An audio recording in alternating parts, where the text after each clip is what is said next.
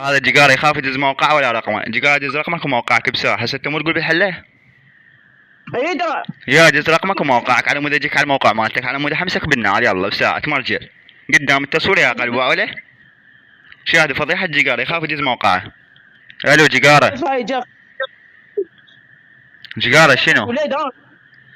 شفتوا يا قلبي يريد يزور عليك، يريد يزور رقمك على مود شنو، يظل يدقدق بمنطقته وياخذ بيه تصوير. لك ابن القعب هاي سوالفكم ما تجاهل بطلوها لان انت خواتكم. دز رقمك وموقعك بساحة. هسه انت مو تقول بالحله؟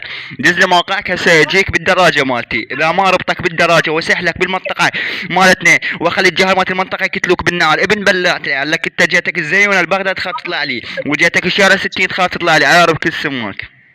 يا دز رقمك. يا دز رقمك. يا دز رقمك. يلا هسه انت مطابلي. يا دز رقمك وموقعك بساعة على مود اعلمك على المراجل. شفتوا يا قلبي قدام التصوير هذا يخاف يطلع واقع. وهذا المقطع راح نشره باليوتيوب. شوفوا يا قلبي فضيحة جقاطيس بغداد. شوفوا يخاف يدز موقعه ولا رقمه. يا قلبي قدام التصوير ما تجيب شي من جيبي. ابلع طيز على قدك.